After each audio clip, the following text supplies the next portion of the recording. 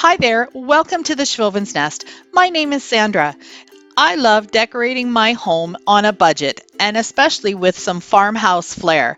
If you like this kind of content, I would love for you to subscribe to my channel. Today I am participating in MomDas Life Handmade's Useful DIY Challenge. Mom has asked us to create something useful using cardboard. Her co-host this month is Yelena from the BlondieNextDoor. Please go check out both of these ladies' channels. I will also have the playlist link in my description box. I decided to make a pendant light using cardboard.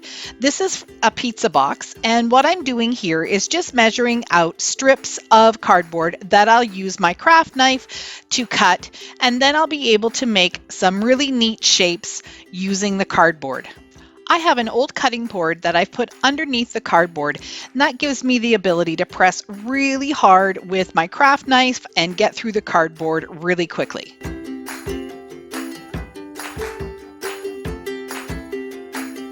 Using 2 strips of cardboard, I'm going to form a square. I'm going to take my craft knife and just score the middle of each of the pieces. I'm just eyeballing it, but if you want to measure, you can. Then I will be able to fold it really easily and then fold the other piece together to form a square. Then I'll simply hot glue the corners together. I'll be making 6 squares in total, which will create the shade for my light.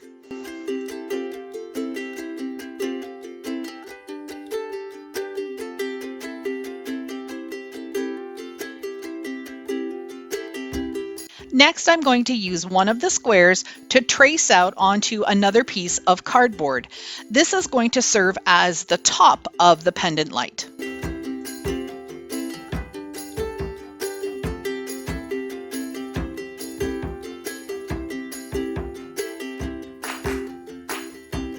In order to feed the cord through the top of the lampshade, I'm going to need to put some kind of hole in the center. So I'm just taking my utility knife and making an X in the center, and that will be enough of a space that I will be able to pull the cord through. Using hot glue, I'll glue these 2 pieces together, and that will form the beginning of my lampshade. This is the light fixture that I'm using. It's from an IKEA lamp that I'm no longer using. I'm just going to feed the cord all the way through the hole at the top. Again, just using my hot glue gun, I'll put enough glue onto the cardboard to glue the light fixture to it. Okay, here we go again. I've missed out on some of the footage putting this piece together, and I really have to apologize for that, but it's not that difficult. What I did was start with the square at the bottom, and then I turned the second square, hot glued it, put the first square the same way, and then repeated that pattern until I had all 6 pieces glued together. Now I'll use some Folk Art Maui Sand chalk paint to paint it all to get rid of all of the red from the pizza box. So here is a different view on what it looks like, and you can see how the boxes were all glued together. This bottle of Folk Art chalk paint is my first time using this type of paint, and I really love it. It's super thick, and for a project like this, I only needed to give this one coat. It totally blocked out all of the red. The next step was gluing the light fixture right onto the top of the lampshade. So I'm just using hot glue to put this all together, and it turned out really sturdy. The hot glue was great. It was perfect because this is a paper craft, and I was very easily able to get inside and put a little bit of extra hot glue where I needed it. Moving on to a little bit more paint. No project of mine would ever be complete without a little bit of distressing with something, either sanding or with paint.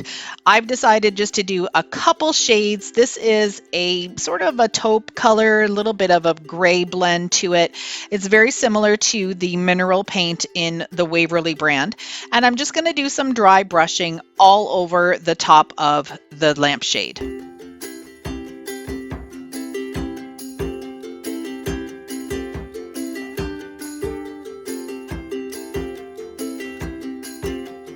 Once that color was completely dry, I did the same thing with my Rust-Oleum Linen White, just giving it a bit of a dry brush to add a little bit more dimension and texture. To finish off the light, I wanted to cover the electrical cord with something to make it look a little bit nicer and more complete. So I had this white cotton rope that I decided to just start wrapping around, and I ended up doing about 10 inches up the cord. I used my hot glue gun to secure the rope to itself rather than gluing it to the cord, just to keep it in place and so it wouldn't unravel. Here's how the piece looks without the lights on. I found that putting it on a table gave off a really good look as well as hanging from the ceiling.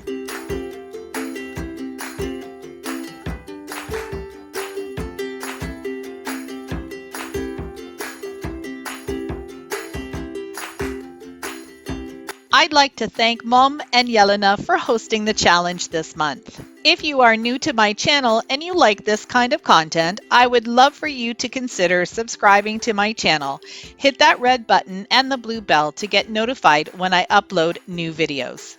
If you'd like to see more home decor on a budget, check out these two videos and all of the videos on my channel. Thanks for watching.